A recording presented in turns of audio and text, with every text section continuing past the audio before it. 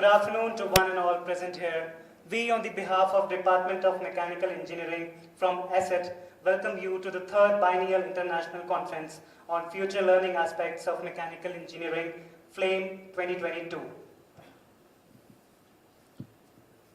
We have our Honorable Session Chair, Dr. Bhani Ray, Department of Mechanical Engineering, IIT Delhi. She has joined the Mechanical Engineering Department as Assistant Professor in 2017.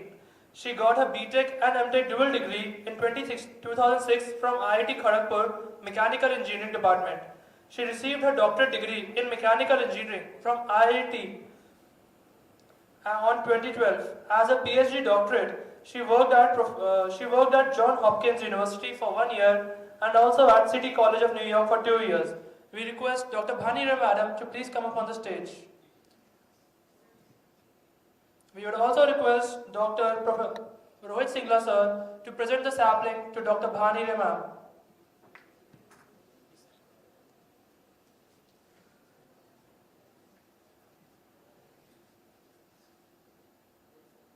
Please give a round of applause.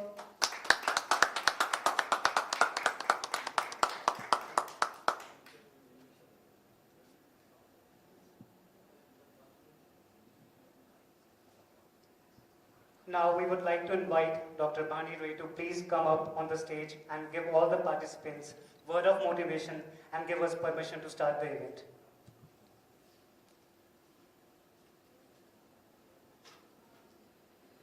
Hello everyone.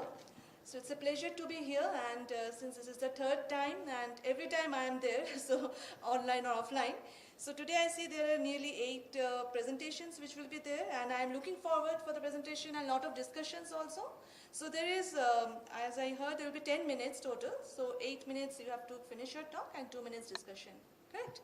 Okay, best of luck for the presentations.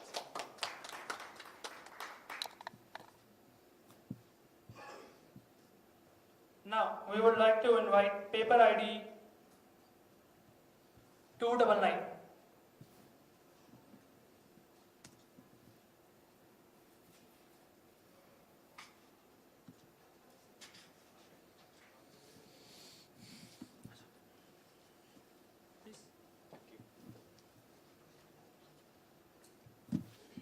Thank you, partner.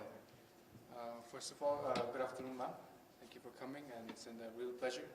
Good afternoon, Rohit sir, and really enthusiastic good afternoon to all my fellow delegates here today.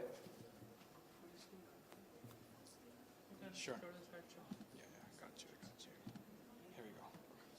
So I'm a little overdressed for the occasion, but touching my Indian roots, our paper, which was based on cloud computing, which was a really intriguing topic that we picked up out of just spite. So my name is Alvin, and my fellow researchers, Nipun and Devansh, couldn't make it today for some personal reasons. So I'll be taking the presentation on. So we started this presentation nearly 90 days ago. Our main objective was based on Google Drive. My fellow researchers and some more other friends, we were sitting in a park and we were getting our research papers, the other ones we have done, on Google Drive. So we wondered, like, what can be the fastest way? What can be a more faster way so we can upload and download from our drive and, save resources, save time, save money, based on the latency, the storage, and what servers they are stored on. So, okay.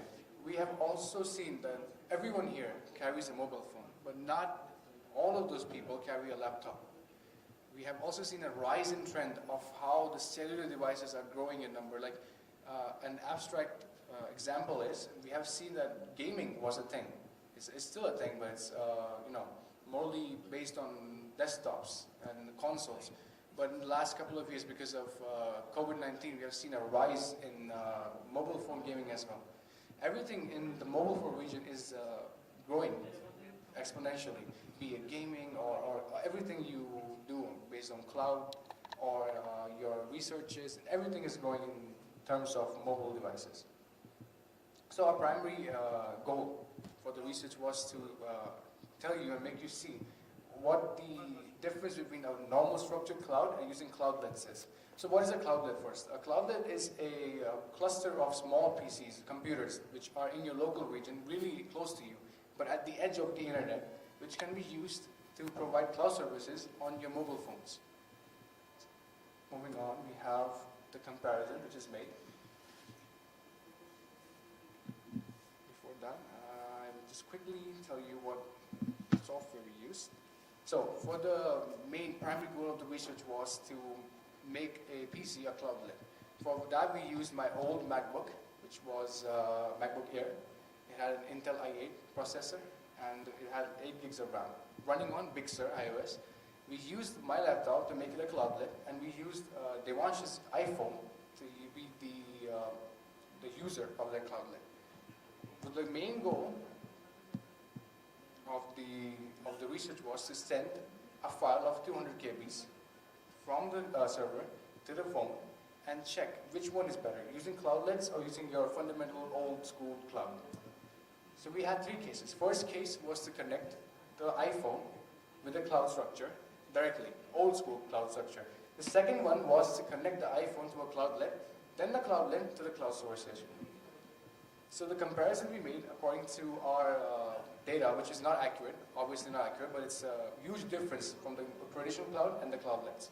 Is visible on the screen, as you can see. The cloudlet is not exponentially, but way faster than the traditional cloud we use in terms of latency, speed, and saving all the other resources like time.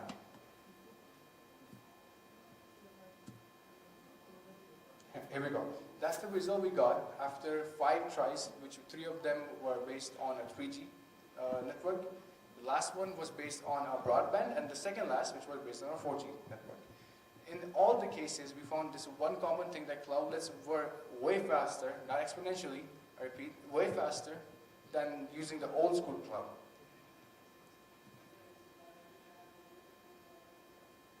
Okay, so another thing that I would like to emphasize on is that as the date rises by an hour, as the time passes through us, minutes, hours, years, one thing is getting changed, which is the technology we hold in our hands. We used to have big computers back in the day. Now then we have the ThinkPads, the thick laptops we used to work with. Now we have an iPhone in our palm which can do anything we want. As the time passes through our bodies, so is the technology in our hands getting shorter. For that, we need cloudlets. Cloudlets will help us in the long run. Although cloud is, the cloud technology is not a new topic. It's an old topic, of course. But this breakthrough in cloud history is going to help us. It's going to help the youth, obviously, in a lot of things. The speed, the time we save, the resources of the internet. Although we are in a seminar hall right now, and I can see that the network on my phone is not good. It shows 1 bar instead of 4. We can still use it using cloudlets to extract data from our cloud drives. Although there is one more downside of using cloud, which is your privacy. But there is a pros and con for everything. Even though if you trust, let's say, Amazon with your cloud research, with everything that you have, we have Amazon EC2, all the AWS services we have, there's a risk of breach of privacy. And no one is for sure that, your data is safe in our cloud. They claim it, obviously, it's in the policy, be it Facebook, Google, or anyone, your data is safe with us. What's the guarantee? People strive on selling data. That's where the business comes from. But it's a risk people are willing to take. And if people are willing to take that big risk, we are here to research about it more and give you the fastest way, the more economical way, the more convenient way of using cloud. Here are some references. We use our research, heavily based references we used to conclude our research. And special thanks to my guide, Dolly ma'am. Without her, we were lost, firstly, and she guided us through everything. Every small thing, every references we used, and everything else. Thank you so much, and I'm open for questions, please.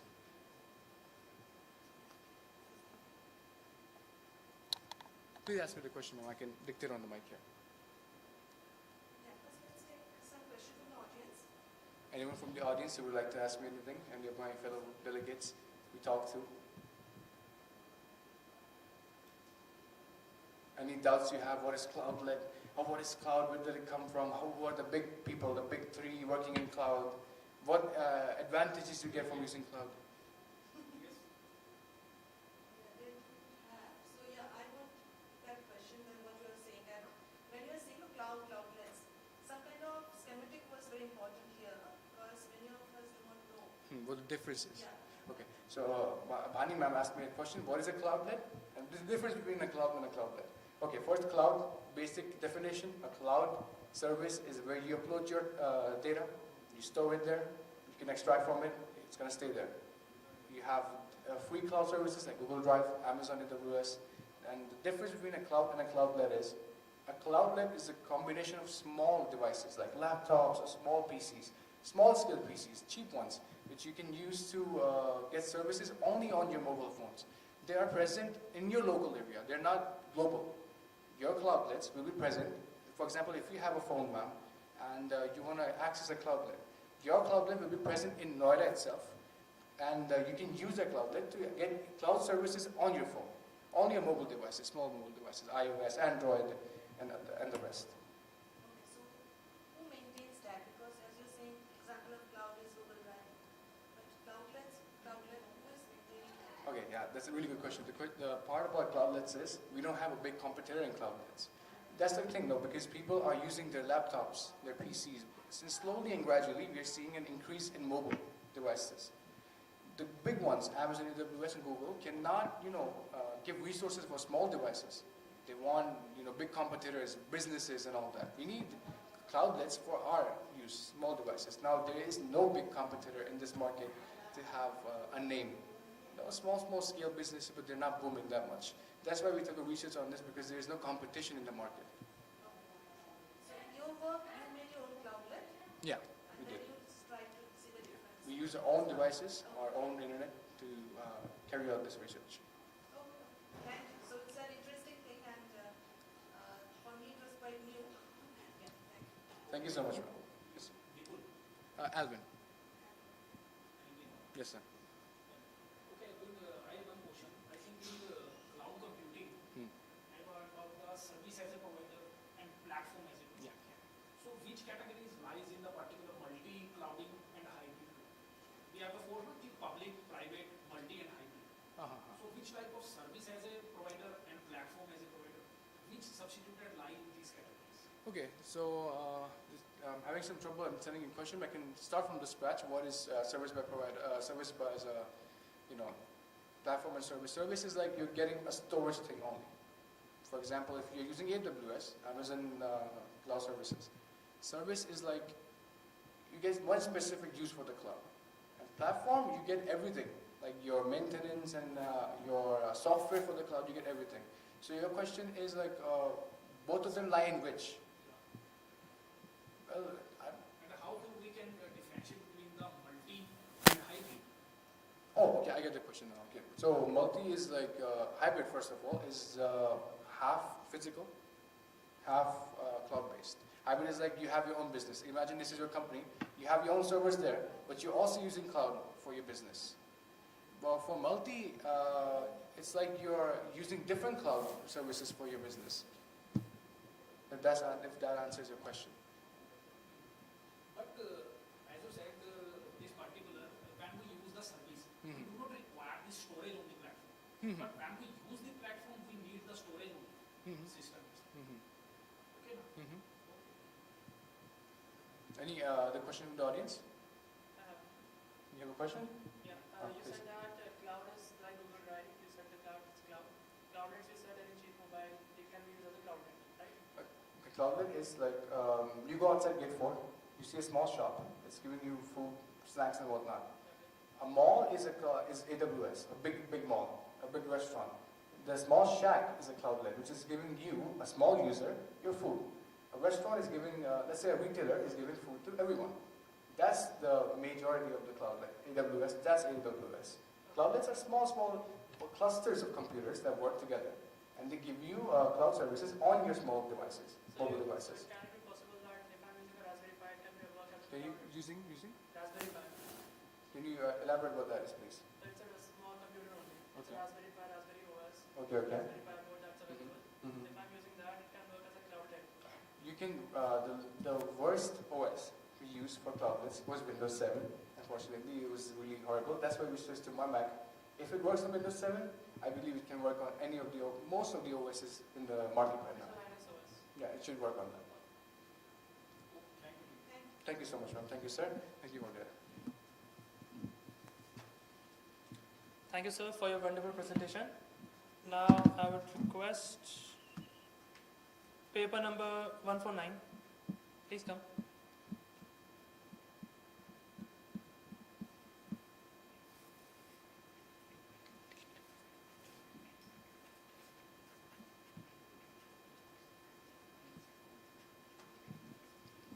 Over to you, sir.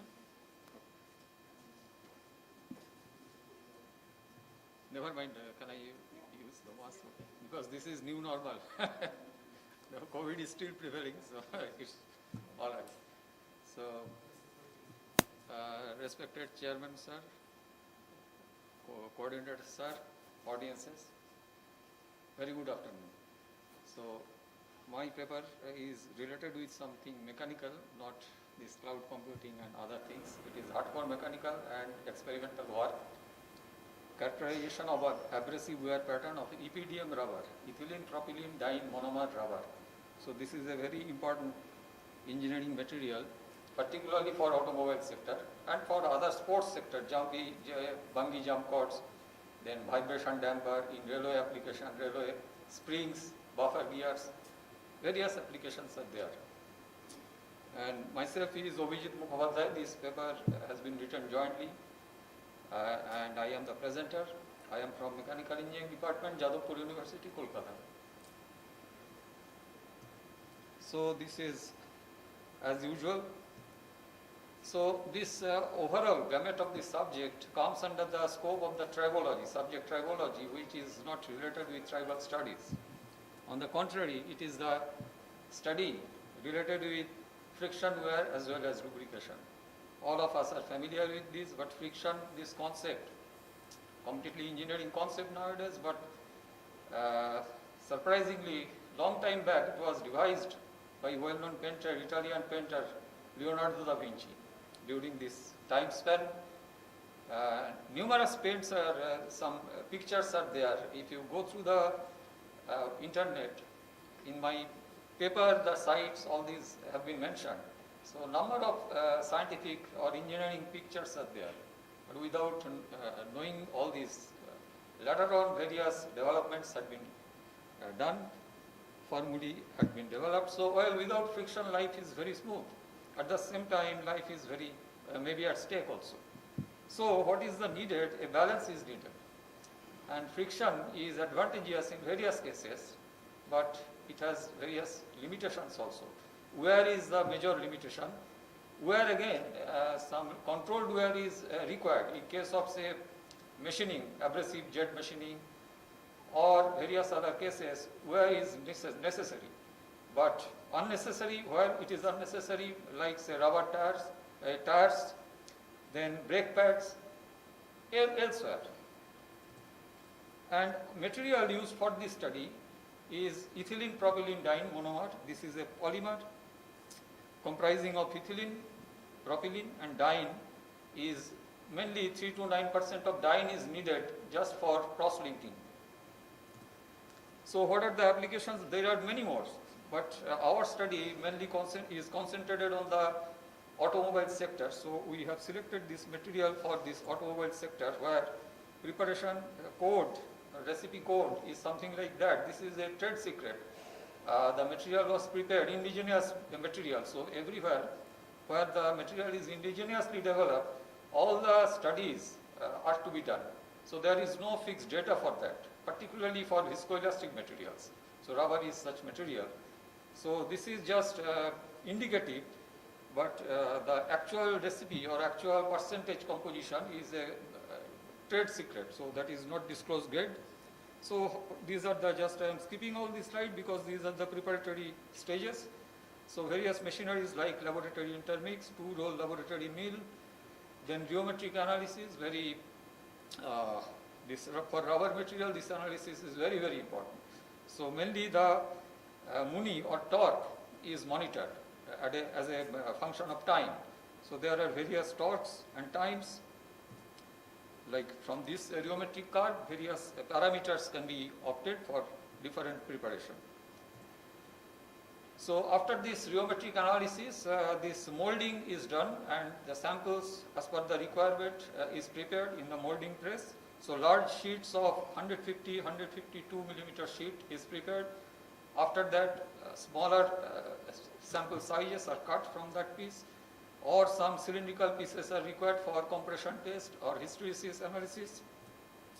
So now in this study particularly, abrasive wear has been tested using a Ducom made machine TR605 as per the standard ASTM D6037.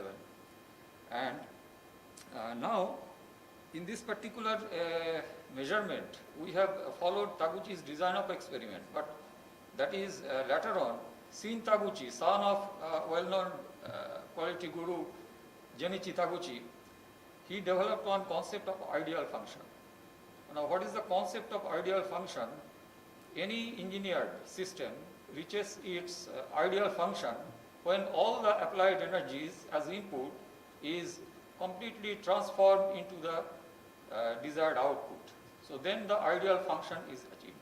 So target is to find out the approximate ideal function of a engineering system. So that is as per Shin Taguchi. So that is the latest concept. So many works have been done or still is going on Taguchi's experimental design. So that is needed. But the important is to find out the actual ideal function. So in this experiment particularly, we proposed an ideal function, that is the specific energy of this EPDM rubber.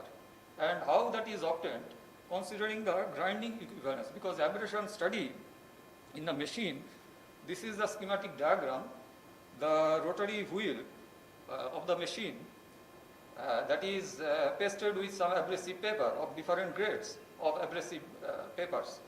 And this EPDM sheet is having a sliding motion under a load on job. So that is the grinding equivalence. And from various, I am not discussing in detail because time is very short. So after this, we finally obtained one expression for specific energy given by U equal to Fn n2 pi something by 1/3 MRR, where MRR stands for material removal rate. So from this specific energy concept, then we applied the design of experimental technique, and as we have selected 4 parameters in this case, each at 3 levels, so the suitable design table was L9 orthogonal array. So what is the beauty of this selection? Very simple, all of us are aware of this. Instead of conducting number of experiments, we are conducting just the required number of experiments which will give the optimum combinations of the parameters. So here finally we obtained from material removal rate, then specific energy, and finally the response, where response was given by the signal to noise ratio as was introduced earlier. Because the larger the better signal to noise ratio has been selected, because specific energy is to be maximized always. So that is the concept given by Shin Taguchi. Then we plotted the graph from the average response and selected the higher the better type of parameters for all the factors. And this is the main area of this particular work, that is the worn surface morphological studies. So after the abrasion test, all the samples had been tested through scanning electron microscopes.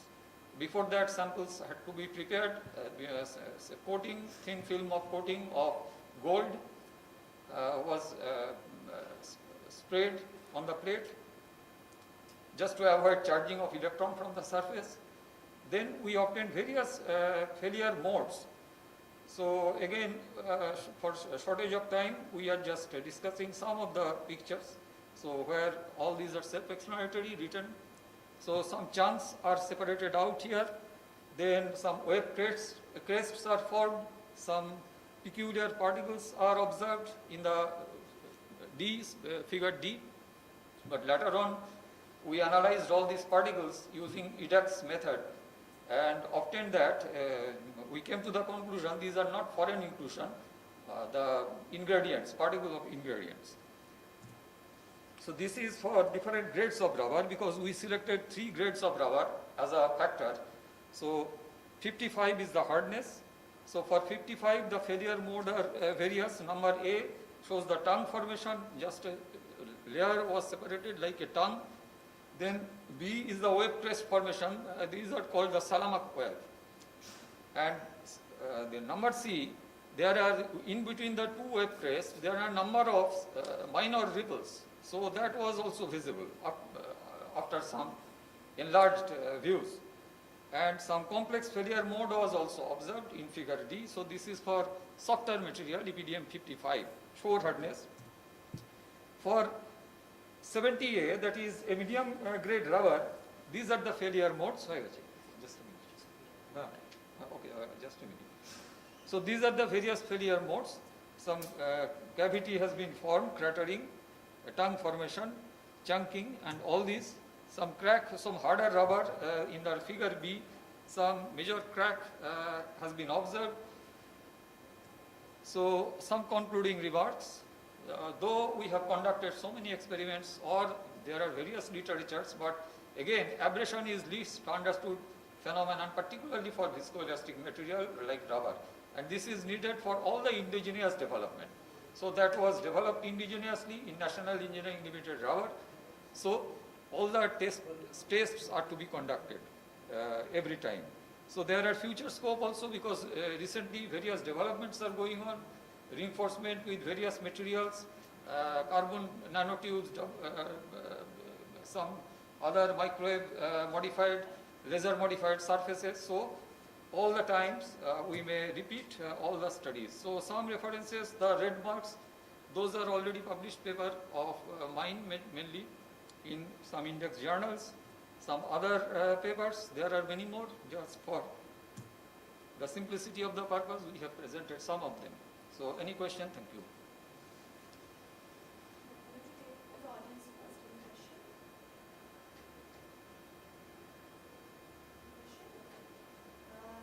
So it was a wonderful presentation. So I saw different kind of structures which you showed. So that is due to the machining or due to wear and tear? No, this is, this is not machining because this phenomenon, as I have mentioned, all these data are not fixed for particularly for your viscoelastic material. So it depends on the test situation also, and particularly the material preparation. What is the exact preparation? Because that is a limitation also, because we can't prepare all the time keeping the some particular formation in mind, because there are various machining applications involved. Rolling mill, mixing of curative, adding of curatives, rheological studies, so we can't control exactly. So during such preparation, some fluctuation also arise. So maybe due to all this. Due to all those factors? Yeah. So in literature, have people talked about similar, some kind of things? Or Yeah. first, There are so many same type of, no, not same, because as I have mentioned, it depends on the percentage composition of the particular constituents, because if you go through various papers, at the same time you should follow the recipe or the table, there are differences. Some parameters have been added in some preparation recipe, somewhere it is missing, and also if these experiments have been conducted in normal room temperature. If the experiments are conducted in higher temperature, then one structure, floral structure known as fibril floral structure. So that is due to thermomechanical degradation. At higher temperature, this rubber surface degraded thermomechanically. So some floral structures is observed. So in these experiments we could not find out because due to this limitation, that is the experiments had been conducted in room temperature. So that is another scope. So how do you plan to quantify or say any kind of, when you publish the papers, you need to show something that is same with somebody else and we got some more new things? Or how do you quantify this kind of results? Quantify means we conducted the experiments as per some design standard, as I have mentioned. We quantified in various papers. In some papers we identified the optimum combination of parameters if the same experiment is conducted in that particular type of machine. Again, that we can't predict exactly. In conclusion, we have mentioned that because all the time failure mode may differ. What I am obtaining for this time, in the very next iteration, it may not follow exactly. But Because it's the same material. yeah. If you are examining it today and doing it tomorrow, Yeah. that will be different. Or Insofar as the failure modes are one surface morphologies, that may differ. It may not be, but insofar as the your abrasion, the material removal rate (MRR), that is almost same because now, number of time we have iterated. After conducting so many experiments, we came to that MRR specific energies, all these. So that remains almost same. Is not that different, but one surface morphologies are definitely different.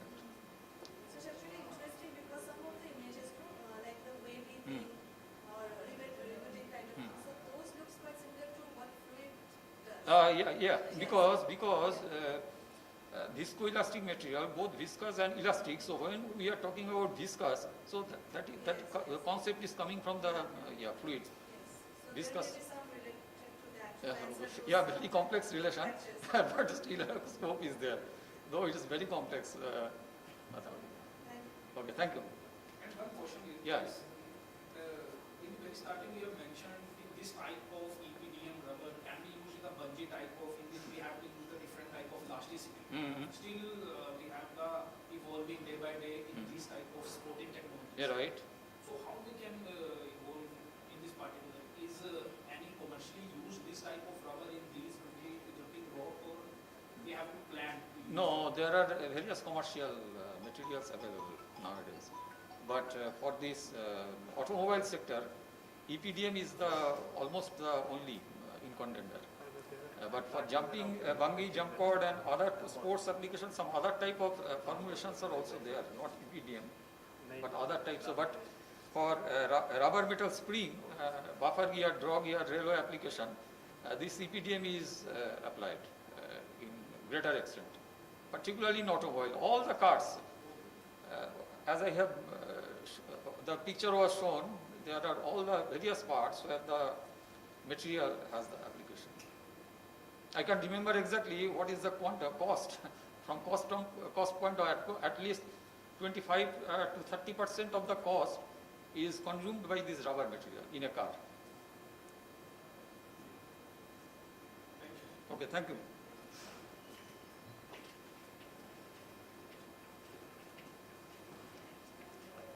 Thank you, sir. Now I would like to call paper ID 338 on stage.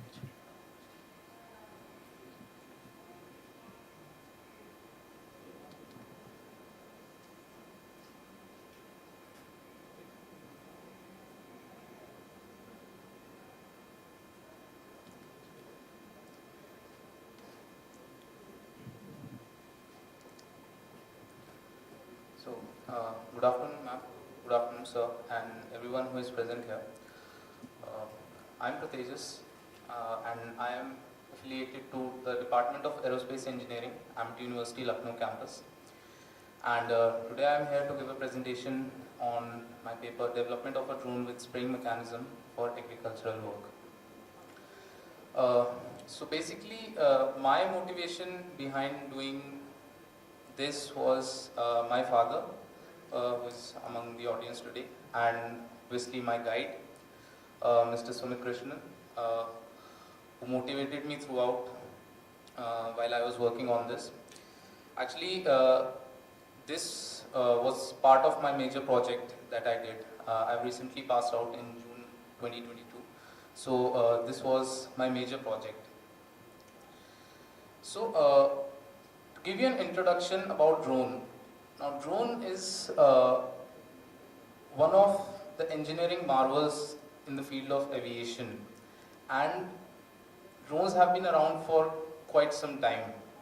But nowadays we hear about agricultural drones quite a lot, and basically that is because, as you can see from the image itself, out of every 100 drones, 26 drones are being employed in the field of agriculture, and that is a substantial chunk. So in the field of agriculture itself, they are used for a variety of purposes. They are used for pest control, they are used for aerial mapping, and these are just some of the applications. Obviously, they are used for other purposes as well, but these are the major ones. So with this research, the objectives were to basically study the design methodology of a drone and to study the working principle of the spraying mechanisms that are employed in agricultural drones, and to use that knowledge in fabricating an agricultural hexacopter. Now obviously some of this was custom made. For example, the spraying system for this drone was custom one. Now again, to give you a brief history of UAVs, as you can see, in 1983, the first remote control aerial spraying system was developed basically. So that was 3 decades ago, and it was eventually used in the Yamaha RMAX UAV, which was the world's first commercially produced agricultural drone. And some of the more recent applications or the more famous ones, they include the EHang 184, which was the first taxi drone, and most recently the Ingenuity Mars UAV, which was developed by NASA. So this is the RMAX UAV, which was developed by Yamaha Corporation, and this is the Ingenuity Mars UAV. Now moving on to the various components of design. Now drone aerodynamics, the force behind drone, well, the basic principle behind the drones is Newton's second and Newton's third law, because thrust is the force which actually propels the drone upward, and from there on it is up to the user how the user controls the drone. So again, there is a component known as hovering velocity, and in agricultural drones, hovering velocity is very, very important, because it has to hover at one place and cover a large area. So hovering velocity is very, very important. And this is the formula for hovering velocity, where it is under root 2 mg by n rho a, where n is the number of motors. Basically, if you're using a hexacopter, it will be 6 motors, quadcopter, it will be 4 motors. Rho is the density, and a is the area of each motor. Next is the airframe. Again, airframe is that component which basically holds onto all the other components, and again, the weight of an agricultural drone is an important factor, because it should not be too heavy. So these are the various components that make up the weight of a drone, the weight of the power plant, the weight of the different systems, for example, the GPS systems or the flight controller that you are using, and the weight of the payload can be the mixture of pesticide that you want to spray on the crops. So again, moving on to the motors,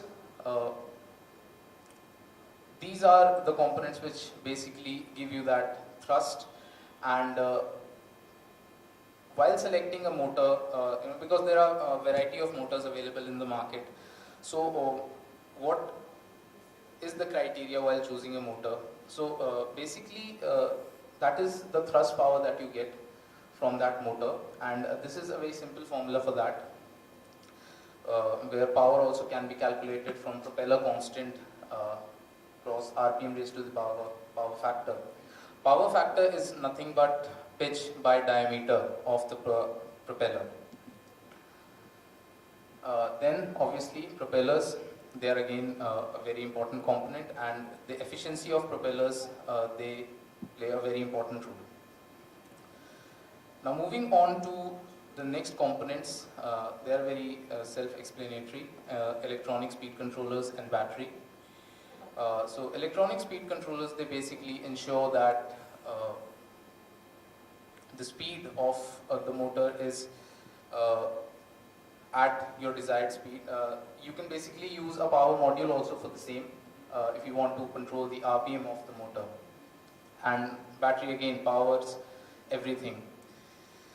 Then obviously transmitter and controller and transmitter and receiver and flight controller. Flight controller is obviously the brain of the drone because it will eventually translate all of your commands to the drone, and they are again available in the programmable form also and non-programmable form also. So they come, by non-programmable I mean they come pre-programmed, you cannot change much. So yes, these are the various components of the design. Now moving on to the spraying mechanism. The first important component of the spraying mechanism is a DC pump. So this is what, like we talked about the flight controller, which is the brain of the drone. You can assume that this is the brain of the spraying mechanism, DC pump, because it will eventually transfer the pressurized liquid to nozzle. Now in this case I used a DC pump which gave an output at 8 watts and 110 psi of power. Then obviously we have servo motors and a DC motor driver which will transfer the power, and then we have different types of nozzles which are available. Mostly flat fan and hollow cone nozzles are employed in agriculture because they cover large area and not much wastage of water is seen through these nozzles. So this was my drone in its final assembly, and this was the nozzle that I used. This was the test flight of the drone. Now some of the challenges that are available, that are there with the agricultural drones. First of all, the battery life. Now some of the more famous agricultural drones, they top out at 40 to 50 minutes of battery life. So we need to work on that aspect. Then knowledge and expertise. An average farmer cannot really operate drone with much precision, so that is again we have to, and again there are various challenges like weather dependence, connection issues, legal obscurity. So to conclude, agricultural drones do have a bright future, but there are again certain challenges that we need to address, and sometimes innovative technologies from the allied fields also can help. These are some of the references that I used, and thank you. If there are any questions. So, any question from the audience? Yeah, please, you can ask something? Yeah, okay, fine. So, so I saw the drone that you showed and on the slides. What are the things you procured and what is conceptually assembled? So, what is the initial stage or final stage? And you can say it. What is the initial stage when you started making? On the initial stage, basically my target was to first work on the spraying mechanism, because again to keep the costs down, because that is one of the major factor. As this was part of my major project, so everything could not be manufactured, so I had to procure some of the parts. The drone parts majorly I procured, and the spraying mechanism, as I said, because my father, who is there in the audience, he was the source of motivation, so he guided me a lot on the spraying mechanism. So that was something that I worked extensively upon, and some of the parts that basically most of the parts I have procured from the market itself. That is fine. So, Yes, sir. in case of novelty then, it is the spraying system which you work with. Yes, ma'am. So in that again then, what are the challenges? Like you have the nozzle. Yes, and ma'am. you said it is the hollow cone type nozzle. Yes, ma'am.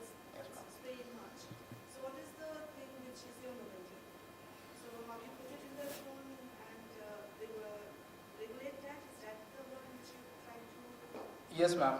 Ma'am, basically, my primary motive was to, because most of the agricultural drones that are available in the market, their price is in the range of 3 lakh to 4 lakh rupees.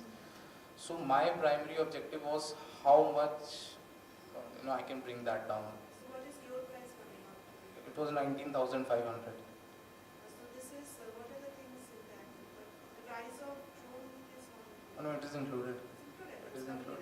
19,000. Yes, 19,500. Then at the end you should have showed that thing in your slide that these are the prices and that's the X factor of your final. Yeah. Okay, great. Thank you. Yeah. Okay, one question. Yes. I think so. You have to use the flight controller. Yes, sir. So how you can manage the weight, these parameters with a different type of flight controller?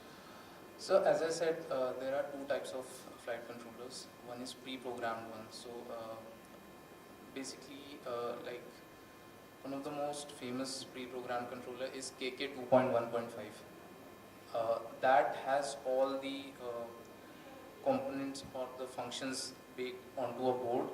So basically, it uses a Raspberry Pi board, and on that they pre-programmed all the things.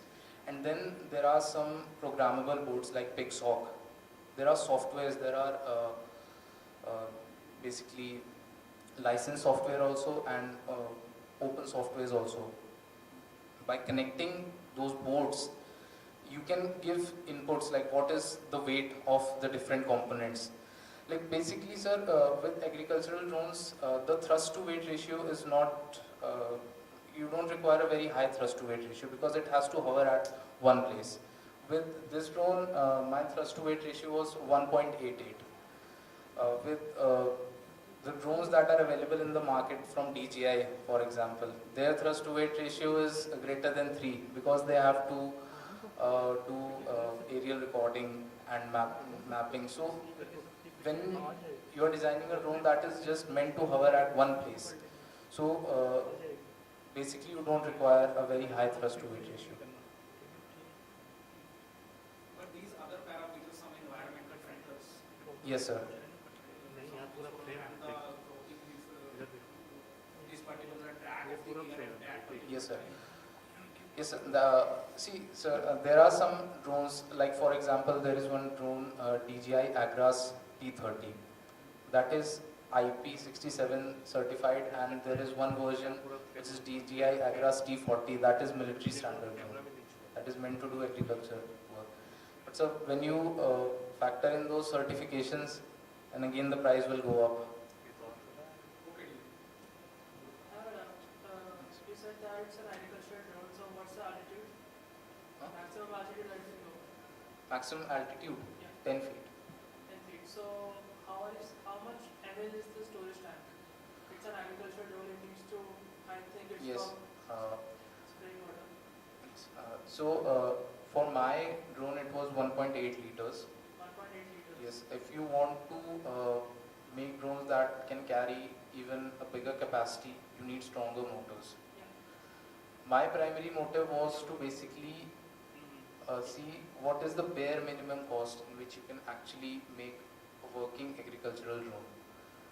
So my primary focus was cost.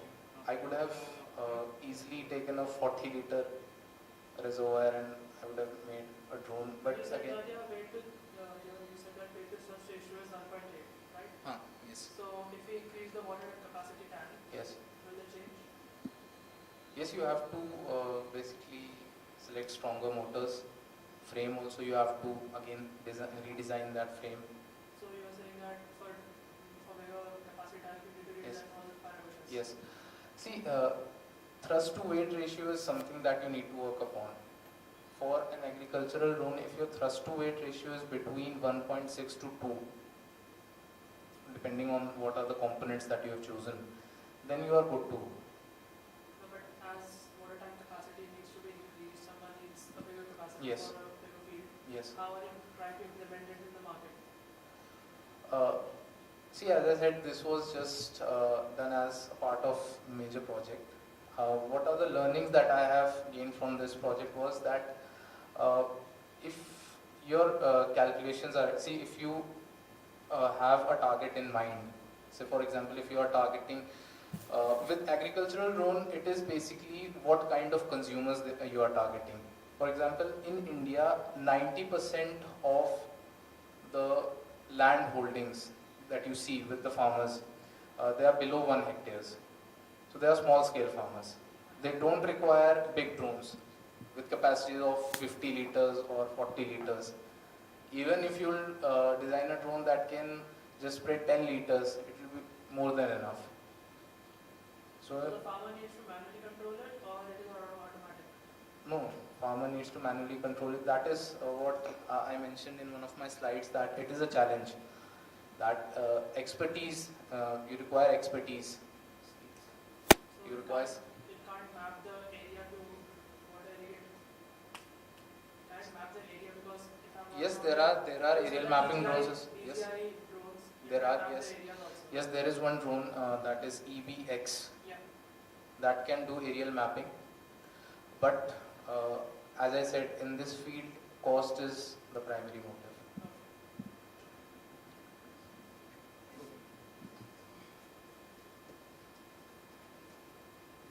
Thank you for a wonderful session. Now I would like to invite 220 paper number.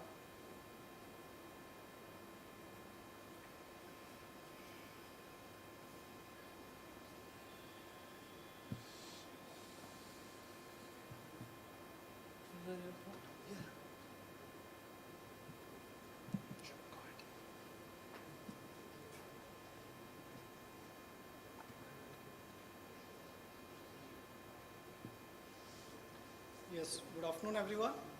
So this is Dr. Pankaj Saloth here, Assistant Professor in Mechanical Engineering Department at Pandit Dindayal Energy University, Gandhinagar, Gujarat.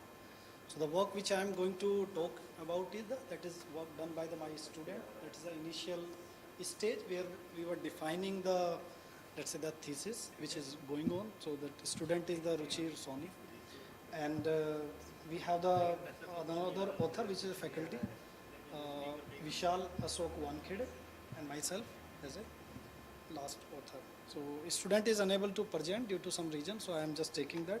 And this work mainly we carried, like I mostly work on the additive manufacturing in the manufacturing domain, and I have worked on the steel, the aluminum alloys. The one alloy which was missing in my domain was the titanium, which I have the challenges still in my hand. So this work we did as a literature part, like what is the scope we see for the future. So the title is The Recent Advancement in Additively Manufactured TI-64 to Improve the Hardness and Fatigue Properties. Now the content will be, I'll be talking about the introduction as a additive manufacturing process, as well as the alloy which we are using is the TI-64. And then talking about the literature, the recent advancement done to improve the hardness as well as the fatigue strength of the titanium alloy. Then I'll close with the summary and few references. Now, when I talk about this alloy has very key properties. Like it has a high strength to weight ratio, having the very high tensile strength, excellent corrosion resistance, and biocompatibility. Now, considering these properties in mind, this alloy has various applications in the aerospace as well as in the biomedical industries as a bioimplant. So if you look these two pictures here, so these are the bioimplants which we can fabricate from the titanium alloys and we can use as a implant. Now, when it comes to the bioimplants, so these are like complex in design. These are the customized also as per the requirement of the patient, and required some specific properties. Now, when we say fabricating this with the conventional process have some challenges, including these alloys like oxidation is one of the challenges. Then it's like making the complex geometry with the conventional process. So the one of the great potential which we see from the additive manufacturing processes, like we can fabricate the complex geometries, customize design very easily. Now coming to this, many of audience if not aware the technology about this additive manufacturing, so it's like the depositing the material layer by layer so that you can build the 3D complex geometry. And in this the data which you take is will be the CAD data. The process how it works is you will have a raw material powder chamber, and there will be a build platform. With the help of the roller, you will deposit or you will spread the powder on this and will deposit the single layer of powder, and later with the help of laser you will first melt and then solidify the required area, whatever you want to just solidify. And if you look here the zoomed image, you can see how the layer by layer the deposition is taking place, and laser can scan the specific area so that you can build the component layer by layer, make the complex geometries. And as we have deposited the first layer, the subsequent layer process remain the same. Again you deposit the powder, then laser will scan the specific area. There are more details associated with this, but for a fundamental level this is sufficient. Now when we talk about the additive manufacturing to fabricate the complex design and customize product, the few challenges also associated with this technology is you will see you will not be able to make the 100% dense product, which has the challenge with the technology. You require a lot of iteration to do. So it's there will be some unfused powder which will be available. At the same time, if you compare with the roughness level of the let's say the surface, what you find is we are achieving up to the level of 20 micron to 15 micron based on that, or let's say for the as-built material it will be little bit higher, but with the post-processing you can reduce. But that is not in the comparison with what we can achieve with the conventional manufacturing process. So considering this, there are two, if we consider this to use the additively manufactured part in the biome plants, you require the good wear resistance, which we don't achieve here because the hardness level is less. Also the fatigue properties are not that much good. So there is a possibility which can be improved with the different process. So I'll just talking about here some of the techniques which are available by which you can improve the hardness level, like by applying the surface coating, heat treatment and remelting. Talking about the fatigue strength, you can improve with the help of the heat treatments.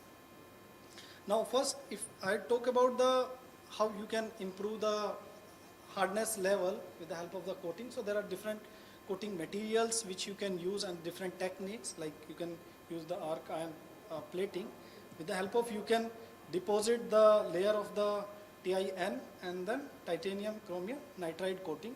And what you find is based on this coating material, because these are the nitride, hard nitride which make at that surface, you will have very high hardness. So it will your wear resistance will improve. So you will have the good property in the form of wear. Talking about the heat treatment, how you can improve with the help of the heat treatment. There are, let's say, different heat treatment process at a different temperature which you can do. And what we find is based on this alloy, it has a two-phase, alpha and beta, which mainly we say. Based on how much, let's say, which phase exists in what level, that will decide what the hardness level you will achieve. So if you talk about at the heat treatment temperature 860, we see the minimum hardness here. That the reason is mainly due to the grain coarsening and high beta content. Now, if we increase up to, let's say, temperature higher than that, what we see is the precipitation of the alpha prime phase, and which we see at the end, let's say at a 1060 degrees centigrade, beta is completely annihilated, and then we see only the alpha prime phase. So that hardness level is increased due to this. Coming to the remelting, so remelting also has been found one of the technique by which you can improve the hardness level. That is something as I explained the process, you start spreading the powder and then use the laser to scan that. What you can do is without starting the second layer, again you scan the first layer itself, so that if there is a possibility of the porosity inside that you can be eliminated. So here the remelting process has been explained, and this has been personally I have worked on the SS316L. From our result also we have found the hardness level is improved in the case of after doing the remelting process, and that has been also seen in the case of titanium alloy. Now, the comparison I have put in the single slide, so just to give a fair idea, as built material will have around 330 HVSA hardness, but with a different heat treatment process, coating, or let's say maybe the remelting, we can improve the hardness level, and mainly that will improve your wear properties. Again, similar sense, the comparison I have kept at a single graph which shows like how we can improve the fatigue strength, and that's like based on the different heat treatment process by doing the annealing or maybe the heat treatment at different temperatures.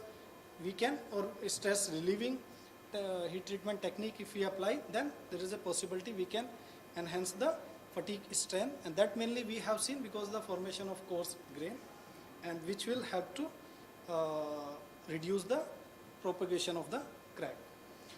Talking about as a summary, it's like how we can improve the hardness level. So it's like the different techniques, the coating, heat treatment or remelting.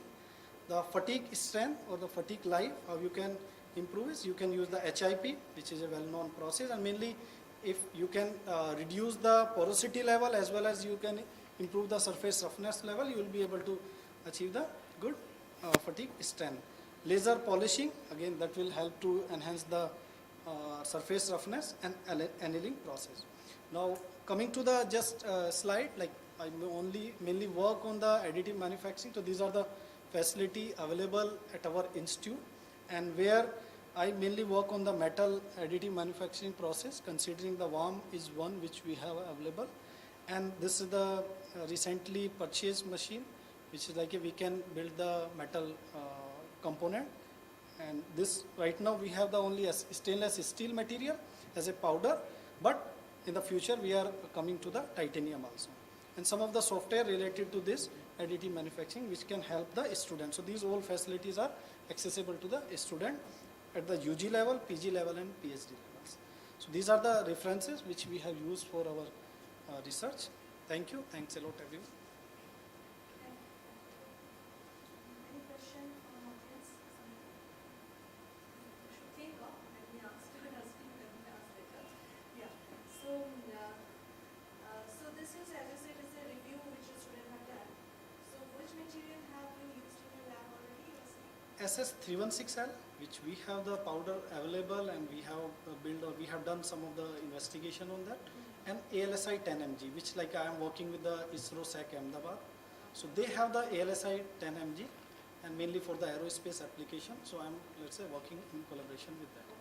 So the material now which you are targeting is again the application is different, so you are targeting this material? So this material which we are targeting, let's say, considering the future aspect where we can, let's say, extend our domain of research for the titanium as a bioimplant. Yeah, so the material is different. Material is different, yes. Okay, so now regarding these two factors, the hardness and the fatigue, so how do you quantify? Do you have some instrument to measure the hardness? Yeah, we have the good facility at our institute. We have the Vickers hardness, micro Vickers hardness, where we measure the hardness level, and that we have done for the other materials. And then some of the paper has been published, some are under process. Fatigue we don't have, that I find as a challenge. One thing is many research laboratories have, but just I'm worried about their let's say reliability, about the performance. But still that is in the under process. I'm searching if I can find a So good say if you want to measure like how the instrument works, when you say hardness, what does the instrument do to measure it? Yeah, so it's hardness, when we say it's a property, surface property, it's like a resistance to scratch or indentation. So what it does is, like if I have the pen, so there will be a indenter which will have a diamond shape. It will come on the surface, and there will be a specific load which will provide, and with a certain time, so that what the indentation we see or the impression of that indentation on the surface, we can look or we can measure the diagonals, and with the help of that we can measure the how much is the hardness level. There is a standard formula. If as a simple in the layman language, if we say, if indentation size is more, then it's a soft material. If indentation size is less, then it's a hard material. So it must see the porosity and surface roughness are the two things which are affecting the hardness. Yes, so that we say porosity is the primary one, which we also have observed in our different research. So it's like the level of the porosity, because this again depend on the what parameters you are selecting. It's a, at the end it's like a melting and solidification, and the how the you select the different parameter, that way you can control the porosity level. So that porosity we can measure with the Archimedes principle, and then we can see, or we can also use the optical microscope to see how much is the porosity on the surface. Right. So your work does it? So you have talked about different methods to decrease the porosity, right? To yeah, so To reduce the porosity. That is.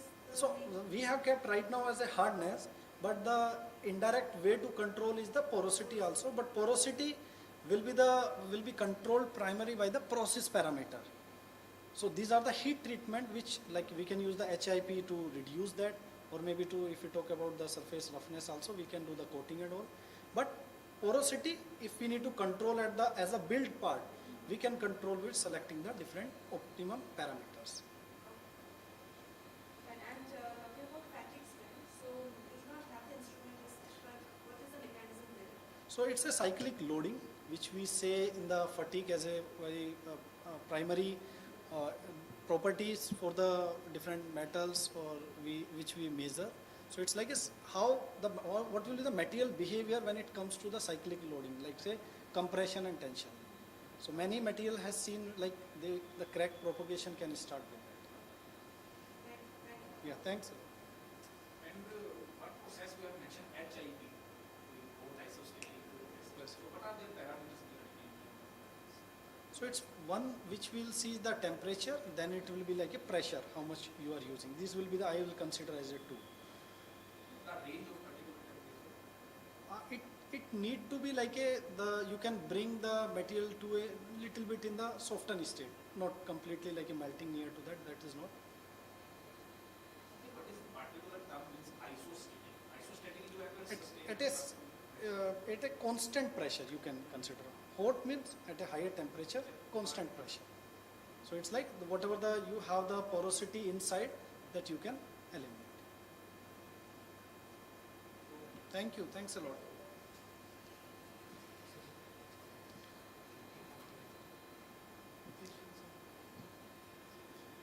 So do you require this side, or I can do it?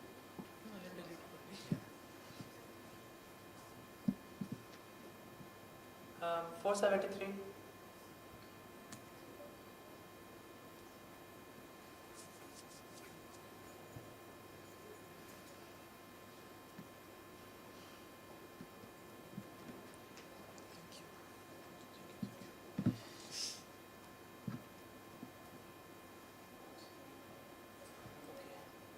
Hello.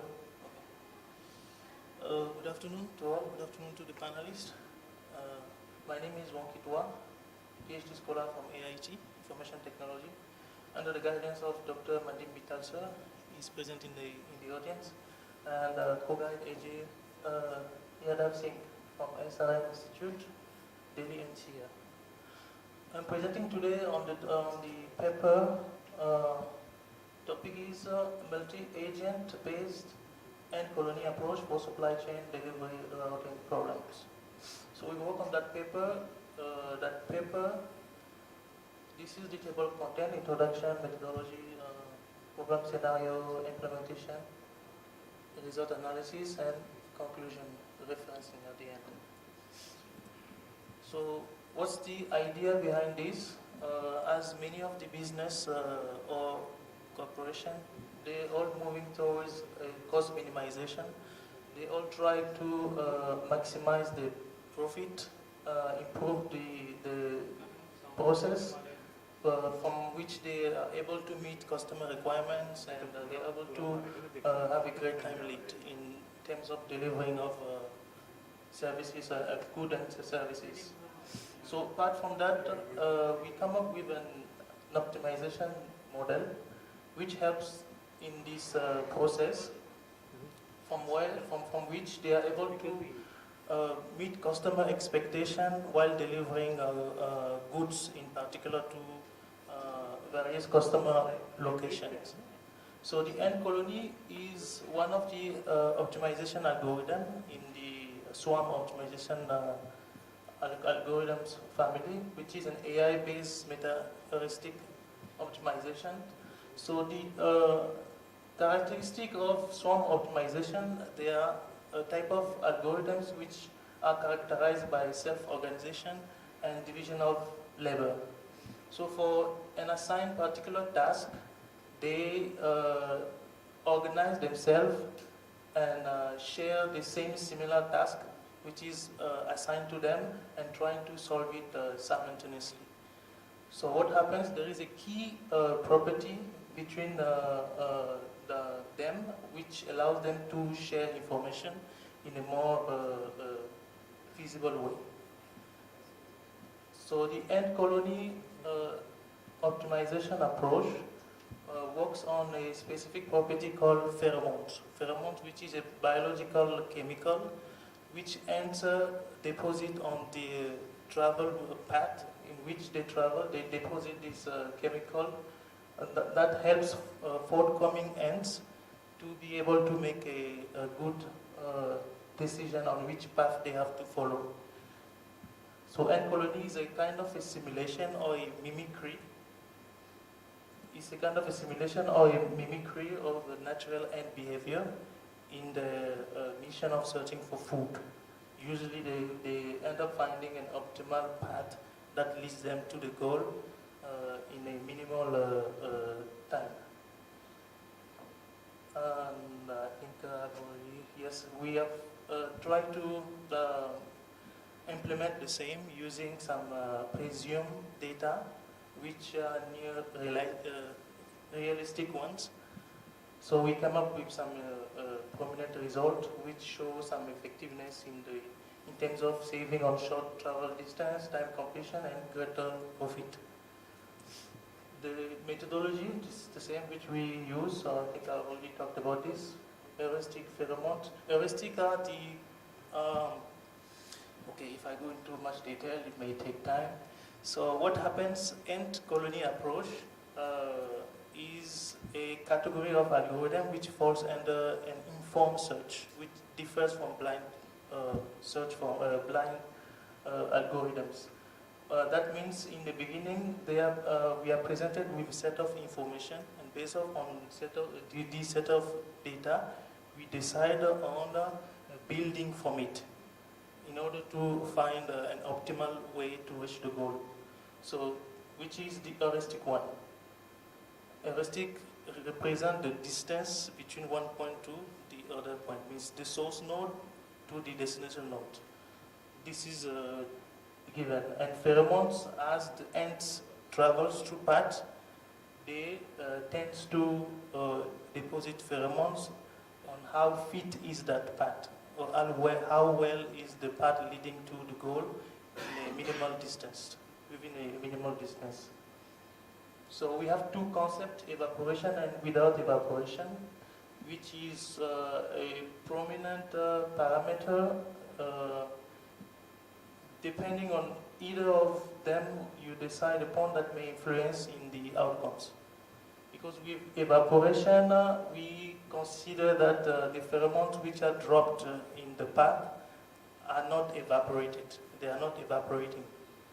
So if they are not evaporating, this also may fit in some other set of situations. But the other one without, no, this is for without evaporation. With evaporation, we consider over a period of time, after some couple of ants have not traveled enough through that path, then the pheromones may evaporate over time. So the path may not seem optimal after. So next, this is a graph of simulation, how ants travel from one destination to the other. Being guided by the pheromones and heuristic, there is a optimization function in which they decide on which path they want to take. The best one, which is the probability of an ant k moving from a node I to a node j. It is equal to determine this, they use the pheromone which is present on the path. It is being set, in the beginning we set it to 1. Then into 1 divided by the heuristic, means the information which is already present in the path, defined by the length of that path. We call it path cost. So divided by the submission of the same formula for other connecting paths from the current locations. So to determine which fit best to move to the next point. And below, this is some of the mathematical formula, and down is the how and n determine how much of a pheromone needs to be deposited on the path that it has traveled. So, which is after it completes an entire tour, it divide one by the submission of the heuristic path of these paths it has traveled. So for example, if we have 4 and 6, so if it travels from 1, 2, 3, 1, 2, 3, 4, then accordingly the value, the heuristic value, means the path cost, will be additioned. There will be a summation of them, and 1 divided by the summation of them, and this will be the pheromone value that end will deposit on each of these connecting paths. So the next upcoming 4 ends in the line, in the row, would make a good decision depending on the density of that pheromone level present on this path. So the more there is a density, then the more likely forthcoming ends will travel on that path.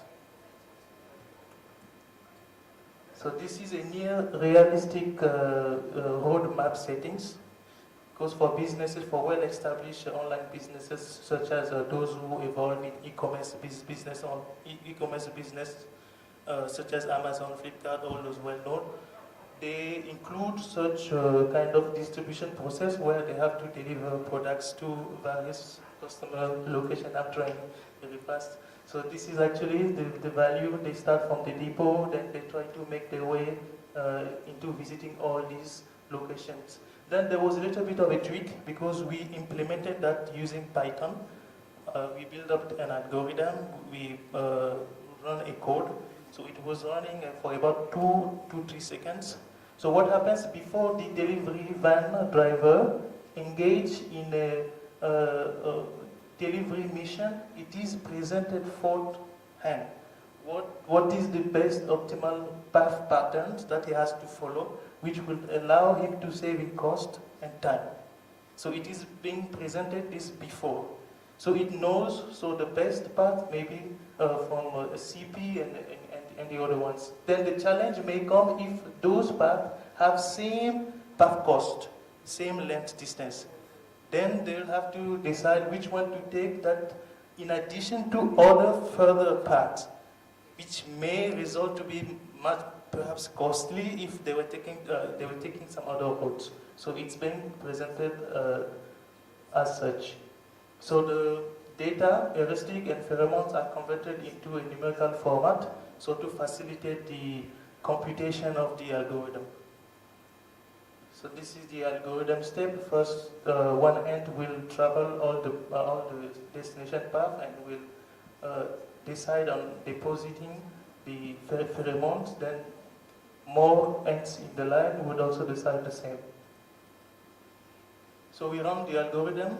This one was yes. The result, we found out that from the multi-end agent, in each of them, they have found optimal path patterns depending on the decision making.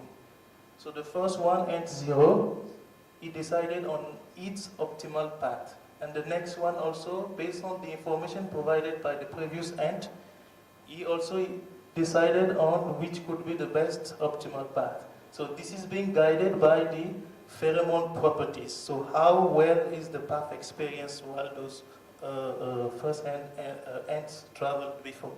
So they make a similar decision, and how we decide which one is the best, it is when we have the majority of ants traveling on that similar path, so that could be derived as the best because more of them are being attracted towards one specific path, means it has shortest distance and greater lead time to reach the goal. So this is the result. After the delivery van driver, the path pattern, optimal path pattern have been provided to him, so he engaged in the delivery. Once he reached the last destination, then there is a little bit of a twist, because at each path visited, an end is prompt to apply this optimization function, means this probability of selecting the other path. It has already visited all the location, then it has to return to the source node. But to return to the source node, it may not need to recalculate the probability, means to redo all these paths. That may come at a greater cost. There may be, if they stop at a specific location, and that specific location happens to have a connection, a direct connection with the source node, so there is no need of doing the same path. You can just directly, because the now goal is to go back. So if there is a direct connection with the last location it has visited, then it makes sense to directly go to the connection. So this was the departure, return. But return also, that will, because we have a long path here. Why so? It may be at the last location, the direct connection may exist. If it exists, then it has to calculate the path length, the path cost. If that cost is too higher compared to this long road path, then it will take this. There is a comparison. So it means it does this computation at fault. It computes it before deciding, then it compares the result. If the result is greater, then it takes the other one. If the result is lower, it takes the other one. So the conclusion is this: the master, it is very indispensable to guarantee outstanding services to meeting customer requirement. The same corporation may take advantage of the same as to maximize the profit, and which is by most customer satisfaction, which is with a minimum set of resources, they're able to do much, meet customer requirements, lead on time, and being able to translate the same in the profit and all. You may be asking what is the difference perhaps with Google Map, but Google Map gives you a direction from one point to the other point. Depending on the, yes, they give you a set of solution, a minimal solution based on the real-time data of the road status. Maybe due to the conjunction of the road, if there is much of traffic, the route may be shorter, then it gives you from one point to the other point. Then the problem is it does not, it more or less does not give you a set of road map settings where you have to visit multiple locations and you have to complete a road pattern in an optimal way. So it doesn't give you that. You mention one point where you are, I want to reach a specific point, then it gives you direction to visit.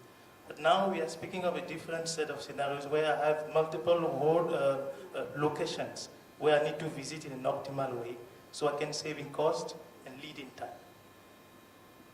So I think, yeah, these are some of the references.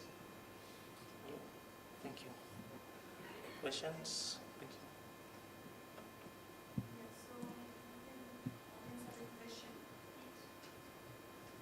So yeah, perhaps too long. It's quite interesting. So today we are seeing different kinds of presentation in one session. Okay. Yeah. So whether from which country you are from? The Republic of Congo in Central Africa. Okay, great. So when did you come to India? Actually, I came since 2016. I did my master, my MCA in Punjab, Punjab Technical University. I completed in 2018. I came back to Delhi. I did one training certification in networking. After that, I jumped into an admission, PhD admission from Jan 2020. Okay, great. Thank you. Okay, so in this work you did Python coding? Python coding, yes. The entire thing is with Python. Python, yes. Okay, so other than this ant colony approach which you talked about, what are the other approaches which are there in literature? In the same scenario set? Yeah, it's the same topic, like if you want to reduce the Yes. operation of substitution. Other than that colony, are there any other interesting? Yes, ant colony is part of swarm optimization family. There are many of them, bee colony algorithm, evolutionary algorithm, differential evolution, PSO, particle swarm optimization. There are tons of them which solve different, which addresses different set of situation depending on which one suit the best. So they are all characterized by what I just said earlier, self-organization and division of labor. There is a flow of information which they share. There is also, I forgot to mention, genetic algorithms. It's also part of the set. So the optimization algorithms and the AI umbrella, because they work in meta-heuristic, they have a set of information, and based on that they make a good decision depending on how they approach the problems. So VRP, because this problem is part of VRP. VRP is a vehicle routing problem. It's in its whole a huge subject, because within that there is a lot of set of parameters that is considered. A lot of research articles have also addressed the same, but under various parameters. Some of them would consider parameters as such load capacity, time window, intervals, means how much time it required for a task to be completed within that time interval. Or perhaps they included some delay, some set of delays, because this sometimes happens before the product is actually ready in the production phase, where if there is a delay, then the customer product might be delayed for the delivery. So if it is so, then there is sort of procedure that goes along with it. Some of those algorithms also, some of the researchers have used those algorithms to solve such problems, because it comes all under VRP. The best way we can find means the optimal way. How do we find an optimal path to that solutions? So this is one case of those kind of problem, solution of this problem. So in this, since we are doing this biomimicry of ant colony, so you have considered the ant putting those chemicals as their DNA? Yes, artificial ants. Yeah, and evaporation also. Yes. Evaporation of that thing. So how is that coming into picture? Can you just tell me? Yes, actually I was also working on a paper and extended of this, which I use evaporation. Evaporation is, it has, okay, let me perhaps go back here quickly.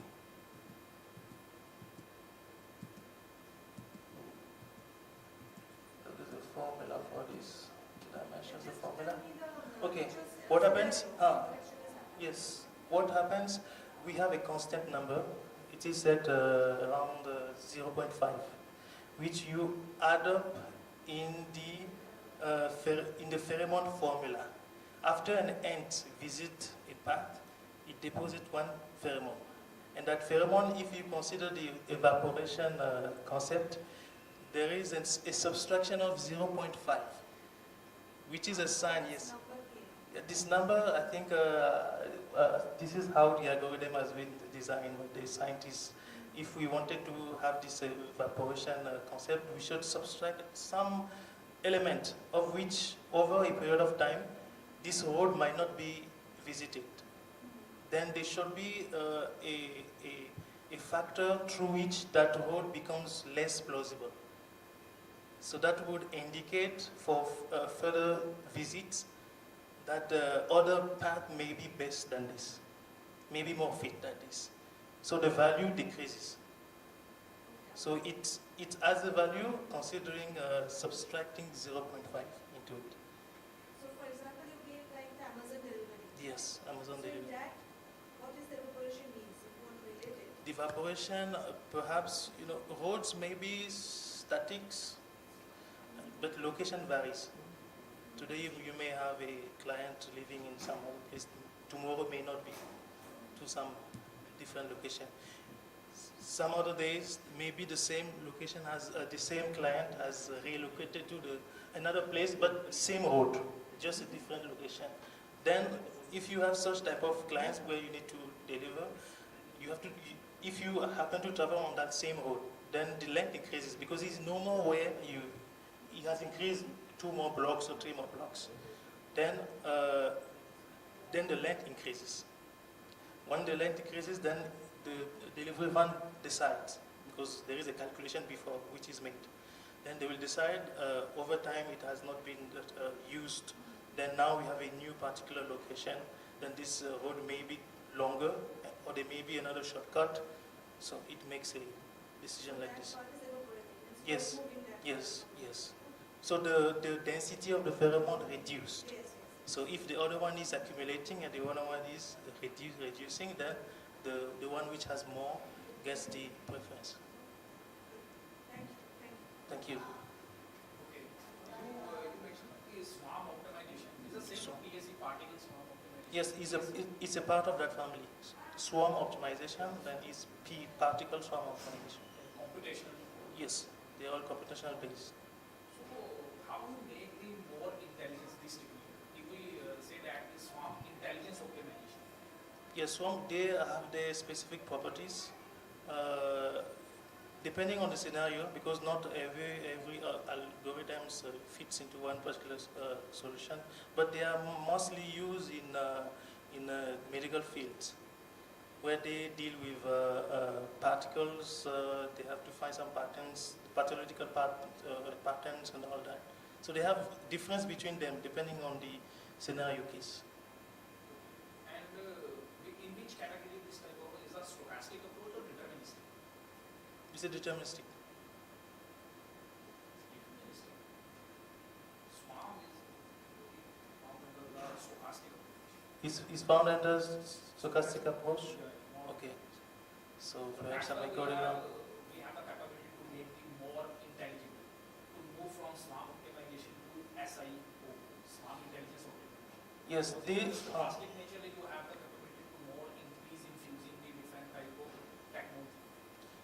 Yes, although there have been a lot of variants of the same, there have been a lot of variants to improve, as you just said, to improve, to give more intelligence, means to improve some of the properties that may fit best, because they are already determining some optimal solution, but those solutions don't always remain as good over the time. They may be improved. That's why we see a lot of variants and all that. Similarly, for the end optimization, the first version was created by one researcher named Marco Dargo in 1991. The first version was called End System, which was based. The earlier version was revolving around a global pheromone updates. Means before an ant deposits a pheromone on the path, it has to wait all the other ants complete all the path, then update at once. Then it has improved. The name changed, it became Ant Colony Optimization. Then now, instead of all the ants traveling through the world and they are at the end update, no. It is done means while the ant is traveling, it deposits the pheromone. Then forthcoming ones make a good decision based on what other ants have already experienced. Okay. Thank you.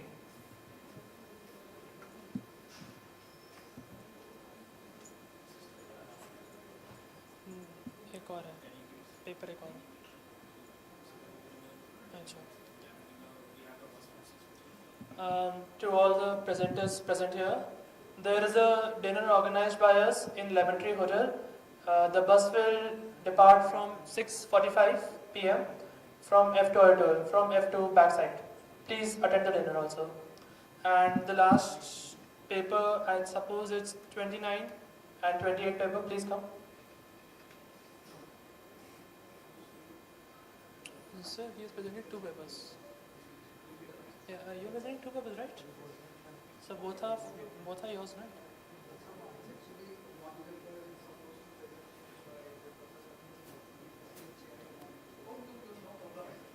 So we will present both the papers. Okay. Right, Come. it's 28 and 29, but Yeah, there is 2029.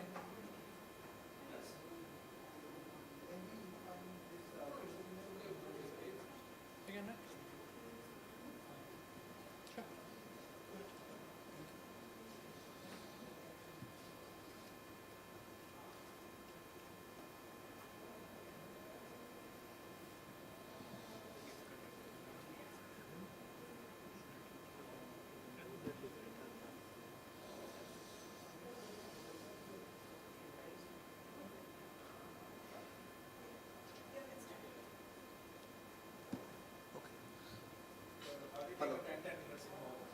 10 minutes. Okay, I can. Okay, it will finish. Okay. Hello. Yeah. Good afternoon, everyone. So I welcome all of you to my presentation. The title of the paper is Design of Efficient Finite Elements Using Deep Learning Approach. So the author of this work is as follows: Shekhar Subhamnath, myself Dipjyoti Nath, and Dr. Sachin Singh Gautam. The content of the presentation is as follows. I will firstly give basic brief introduction to the finite element analysis and the deep learning. So in this work, what we are going to do is we are basically going to compute the stiffness matrix, which is used in finite element analysis using deep learning approach. So then we will be discussing the methodology, and which will be followed by results and discussion and conclusions, and finally the relevant references. So we all know that the finite element analysis is a numerical technique which is basically used to solve the partial differential equation.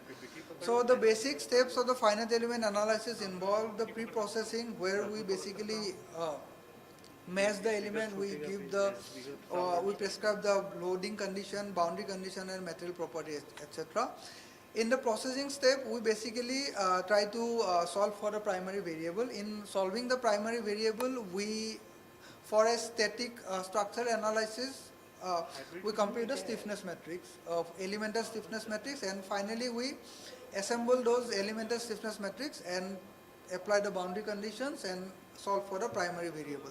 In the processing part, the computation of the stiffness matrix takes a lot of time. So what we are trying to do is we are trying to optimize this, basically minimize this time taken by to compute the stiffness matrix using deep learning. So finally, the post-processing part, where we validate the results, we compare the results, and we also compute the stress and stresses also, and finally we conclude in the post-processing stage. So we all know that machine learning is being extensively used in various domains. So various domains, whether it is science and technology or healthcare or economics or finance, it is being widely used. So the term machine learning is first coined by Arthur Samuel in 1959. So in what is the basic difference between the machine learning and traditional programming is that in traditional programming we have to feed both input and program to the computer, and depending on our input and the program, the computer gives us the result. But in a machine learning approach, we just need to feed the data to the computer, and the machine learning model basically gives the mapping between the input data and the whatever output we require. So these are the various machine learning algorithms, which in here we will be focusing on the supervised learning, and in the supervised learning also we will be focusing on the regression type of problem. So coming to the different types of algorithm, the machine learning basically try to solve the classification problem, where it basically tries to classify the data we have. Then regression type of problem, where it basically tries to fit a curve from the data. And we have the clustering problem, which is basically unsupervised learning algorithm, in which the machine learning algorithm basically try to cluster the data. So to name a few machine learning algorithms, we have the linear regression, logistic regression, decision tree, support vector machine, artificial neural network, and convolutional neural network. So artificial neural network and convolutional neural network are basically a part of deep learning, which is again a subfield of a machine learning. So here we will be using artificial neural network for our purpose. So the artificial neural network basically try to mimic the human brain. So the building block of an artificial neural network is the neuron, where the neuron takes the inputs and the synaptic weights of the neuron, and the inputs are multiplied, and the sum of their multiplication is basically fed to the neuron, and depending on the activation function we get the required output of the neuron. Basically the activation function maps the input and the output. So here are the various activation functions we use. So depending on the type of the problem, we use the various activation functions. So here, how the basically artificial neural network works is shown here. We take the inputs, and these inputs are basically we fed to the input to the input basically fed to the hidden layers, and we collect the we collect the predicted value at the output layer. Then we compute the error, and this error is the difference mean square error, or it can be any form of error. So basically we compare the actual value and the whatever value is predicted by the neural network model, and if we see that whether this error is minimized or not, the error and if it is not minimized, we use gradient descent algorithm to minimize the error and to basically update the parameters of the neural network. Huh? Okay. Okay. Yes. Yes. Yeah. This from here I will start. Okay. No, okay. Okay. So this is the basic methodology that we have the physical finite element which can be of any shape. So we basically pre-process the element and convert it to some sort of normalized element. Then we take the material property and this normalized form of element as an input to our artificial neural network model. And this artificial neural network model basically gives us a strain displacement matrix for this normalized element. But again, we have to post-process the output of the output of this ANN model to get the stiffness matrix of the physical element. So in the pre-processing part involves basically the actual element can be of any type of shape or any type of orientation. We basically convert into a normalized element using this equation. So coming to the data generation procedure, we have generated almost 3 lakhs data points by varying the nodal points of the normalized elements, and we also impose some constraint also, so that we get only we avoid the non-physical elements which are very highly distorted or some sort there. So we have also taken care of the pure sharing also, because an element may undergo pure sharing also.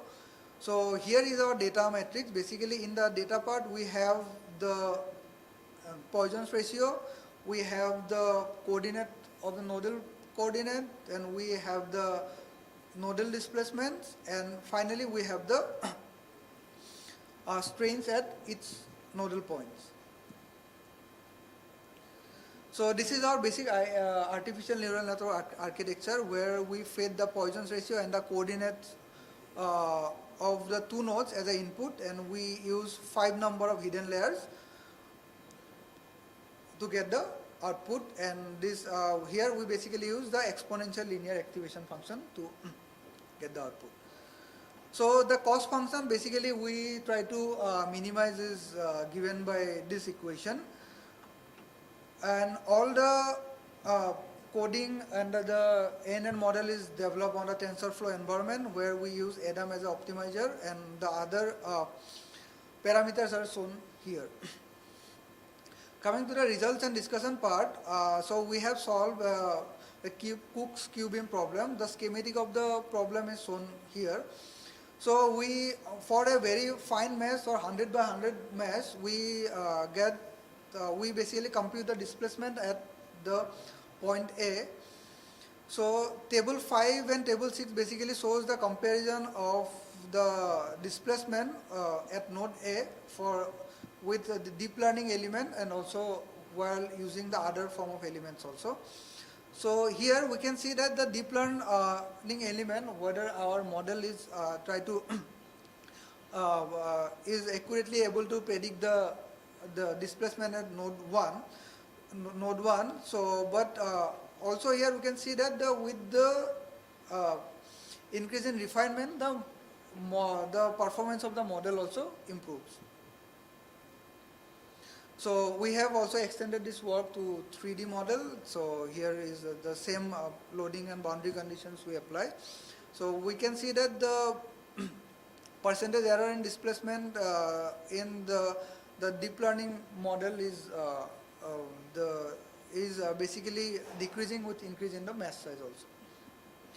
Coming to the conclusion that this deep learning model basically can be used to find out the stiffness matrix of an finite element procedure, which can significantly reduce the computational cost, because most of the computational cost is involved in computing the stiffness matrix of an element only.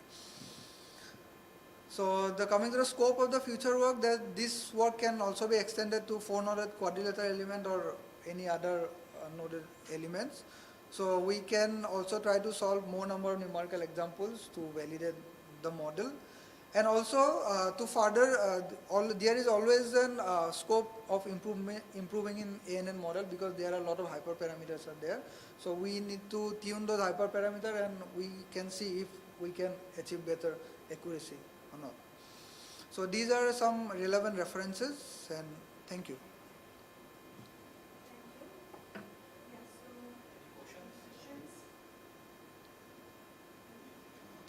So, yes, for example, finite element analysis, when we do, we solve some equations as well as we use some boundary conditions. Yes, sir.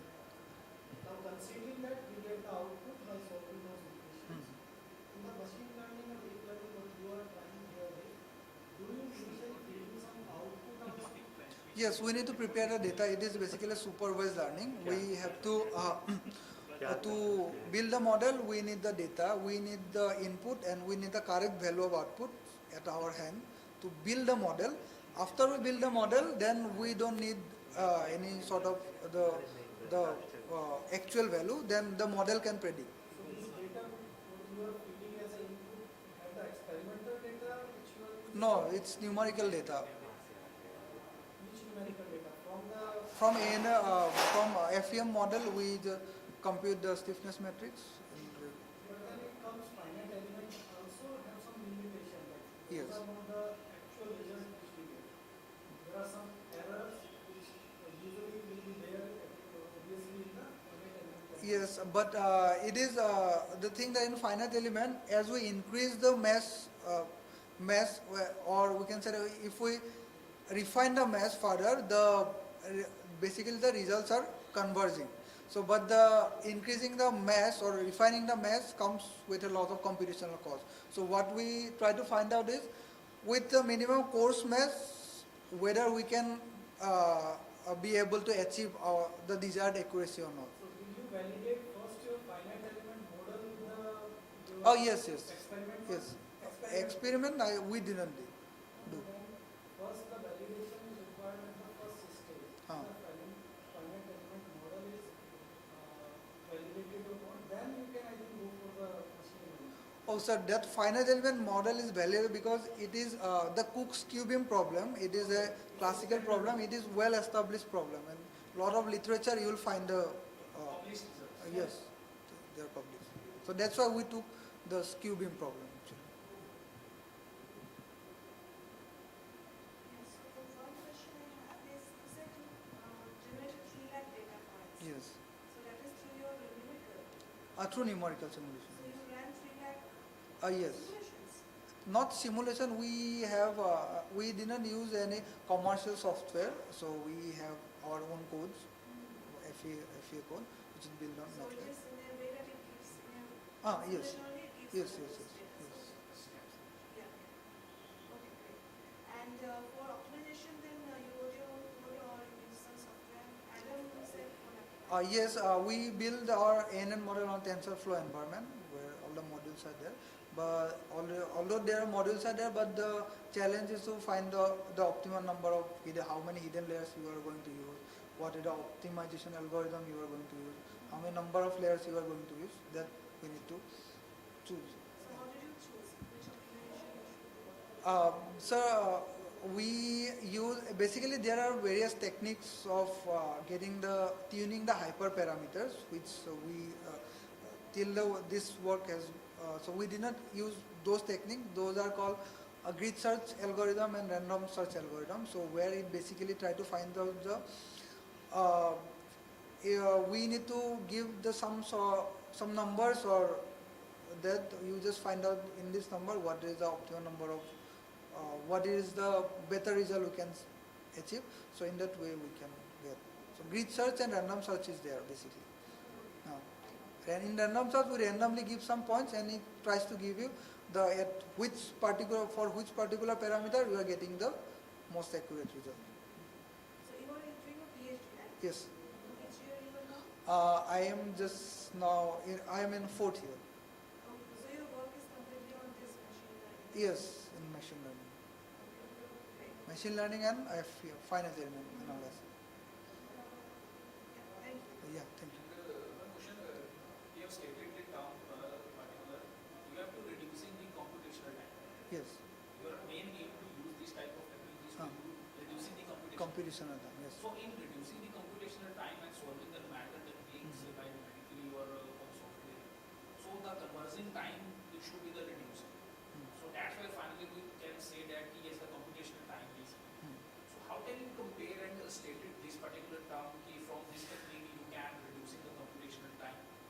Have to do the some study ki further in the initial stage the particular time to be taken is this much and after applying this technique and this time reducing by this particular value.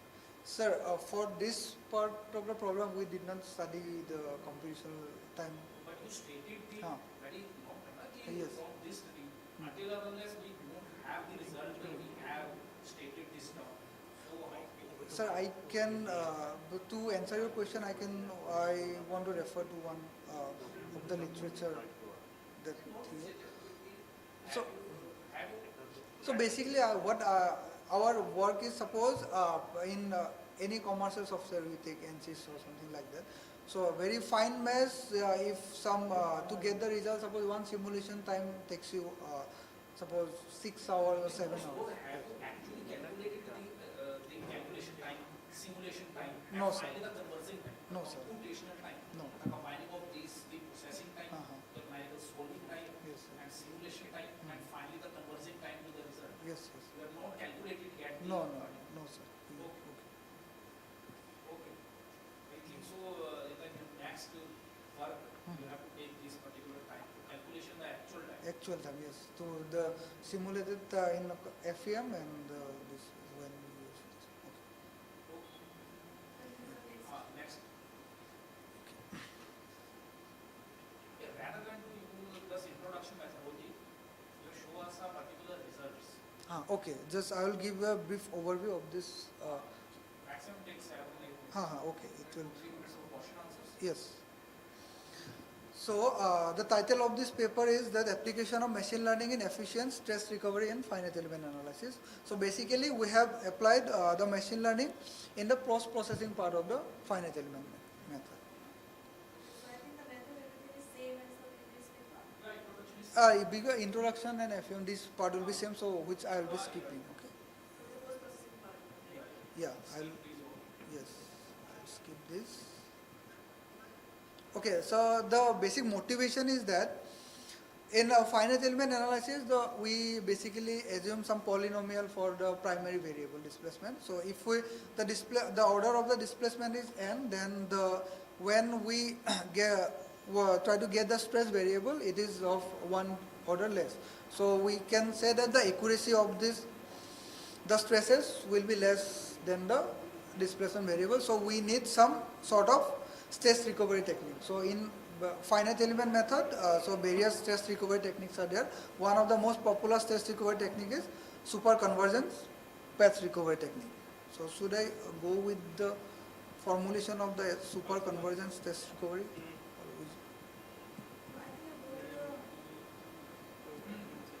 result portion. Okay.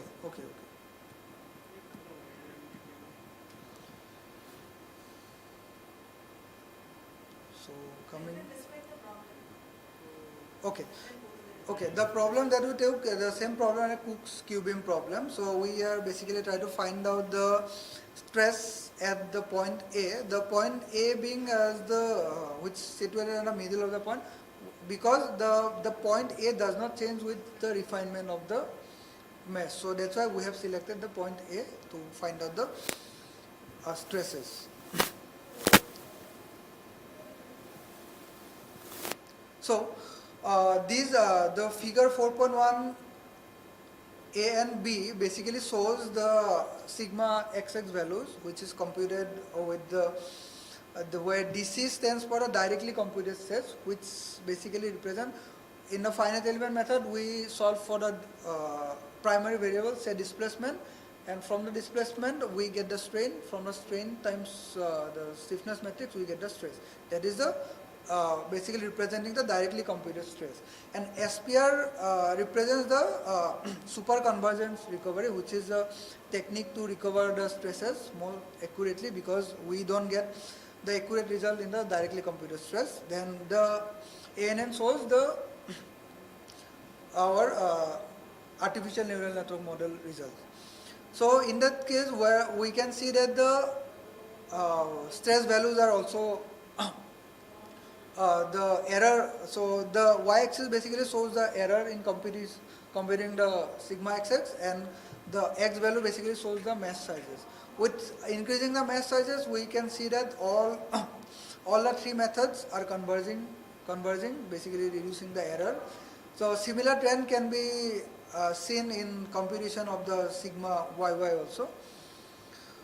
But however, in computing sigma xx, the ANN, the convergence of the ANN is not, we can say, very stable. So it has converged when our refinement, we take the mesh size of 32. So these are basically the highlighted results of the model. And so we have finally extended our model, and where we have further try to basically try to improve our hyperparameters on the ANN model. Now finally we can achieve better accuracy in predicting the stresses. So this basically show the computational time in figure 4.7, which just a few minutes back we were discussing. So we can see that as we increase the mesh sizes, for the same mesh size we can see that the blue line, so the computational time is significantly high, but for this ANN model the computational time is significantly low for the same mesh size. So this is the basically advantage of using the ANN in the post-processing stage. So this is, here is the conclusion that we can use the ANN model in the stress recovery technique. So also the ANN model converges with the increase in mesh size. So we may not get a very good accuracy in the coarse mesh, but with increase in mesh size we can get better accuracy. So the scope of this future work is further tuning the hyperparameter, so further developing the ANN model to give better accuracy, and also to apply other machine learning algorithm in the stress recovery techniques. So here are the references. Thank you. Yes, so as I see, like when you show the error versus the number of threshold. So there I see the ANN is having more error. The red line. This one. The previous line. And you have here. So most of them, the red is the error. Yes, red is the error, but it is converging. That is the conclusion we made, that with the higher mesh sizes, it is converging actually. But then what does it mean that that value is more than the other methods? So say it is 0.02 and the other is less than that. So what does that mean? So with like DC method or SPR, yeah. With the DC or the SPR, you have values much less at Yes. mesh 32. Mesh 32, yes. But for ANN you have more. So More what does error that is mean? there. Yes. So that we are basically trying to trying to improve our ANN model. Yeah, so that means that ANN needs to be more improved more, Yes, right? yes, Okay, yes. okay, yeah, fine. So, but our aim is, so using ANN in numerical technique, there is always to see the balance between the accuracy and the computational time. So somehow in some specific problem we may have to we may not see the accuracy, we may have to be more concerned about the computational time, and obviously as being FEM is the numerical technique, well established technique, so accuracy of the FEM will be anyway, it will be good, but it comes to the question that at what computational cost, because with the refinement the computational cost of the FEM goes higher and higher. So if we can get the results with the less with the courses mass, then it will be better. So then again, does it depend on problem to problem? Like for this particular problem which you are targeting? Yes, for this particular problem we have tried, but our basic motivation is to basically the SPR technique is basically used for very efficient for getting the stress values at where the stress gradient is very high. Suppose crack propagation problem, in the during the crack path the stress values are very high. So in that case the rather than using SPR technique, ANN gave the more accurate results. So those results actually I was supposed to discuss in the literature review. So it is well established that if you you can get the accurate result with suppose 100 by 100 mesh, but the computational time will be very high. But in a coarse mesh also the ANN gave very good accuracy of in predicting the stresses as compared to the SPR technique. So give me some example, like when you are saying SPR, what was the mesh and what is the mesh for ANN? How much the mesh is reduced? So, sir, we can see here we have compared for different mesh sizes.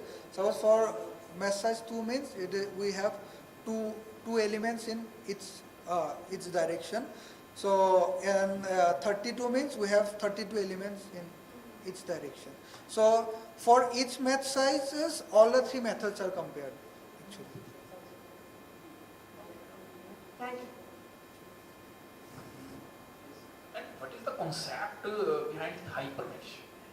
If we use the hypermesh, have you heard about this hypermesh? In one direction we use the one type of mesh, in which the one reinforced type of learning is to be used. And is there another way you can use the different type of computational technique? Yes, sir, because in our model, so what we can see that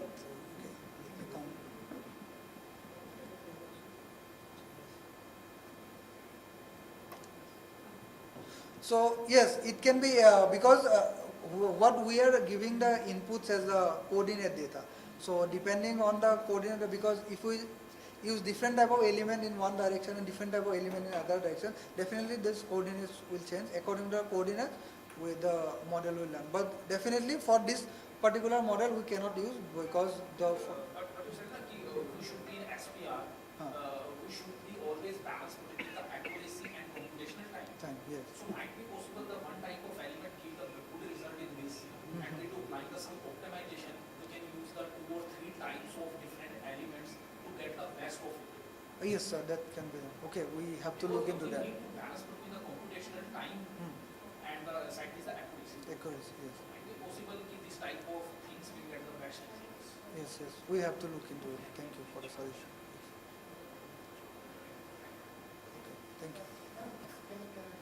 Yes. It's a good work what you are doing. Just so this input data for ANN, are you using just only node points, or it's like a for different application you are changing the input values? Yes, because in the previous work we have used the nodal coordinate data as well as the material properties to compute the stiffness matrix. Because stiffness matrix basically depends on, it is B transpose dB, where B is the strain displacement matrix, which depends on a nodal coordinate, and D is our material constitutive tensor. So that's why we gave the decided.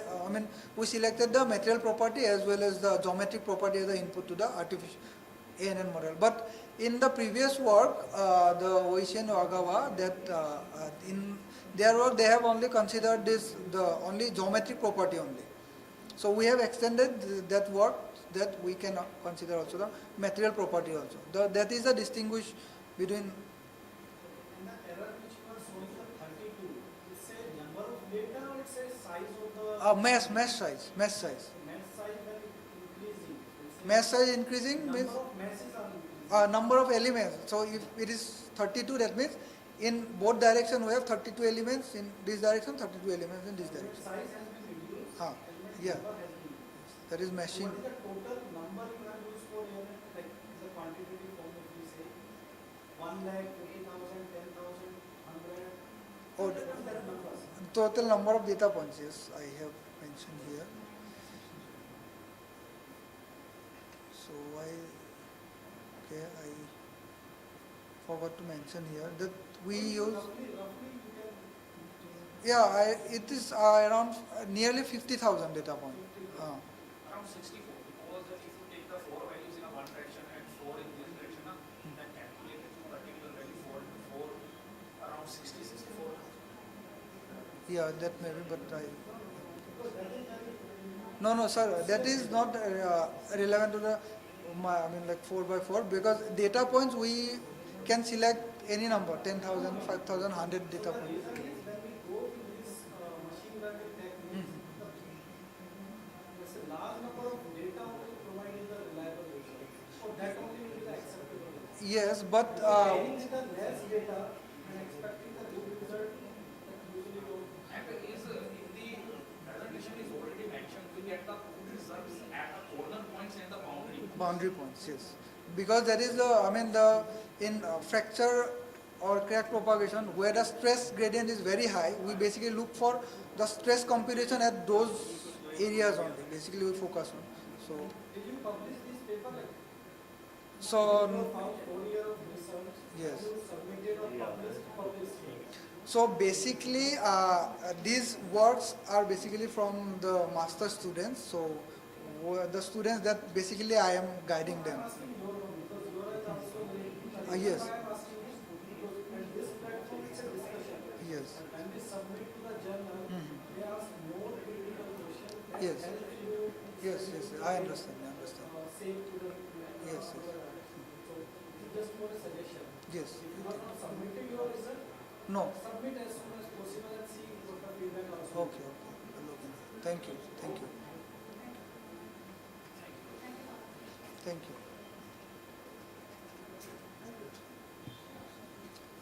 So thank you to all the participants for presenting the presentations, and we have a dinner in Lemon Tree. The bus will be at 6:45 from F2, and I would now like to invite Rohit sir to please felicitate ma'am with the present that we have prepared.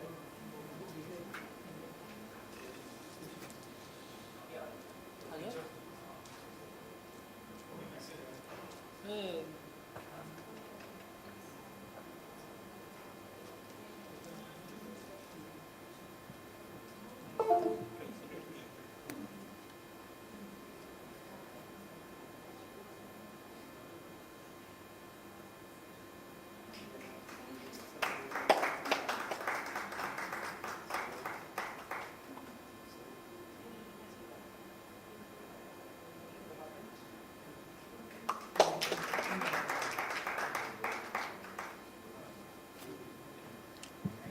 We thank you, ma'am, for your kind words.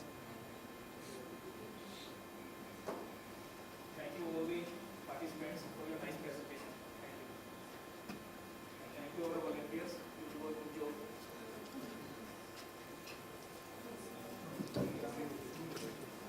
Sir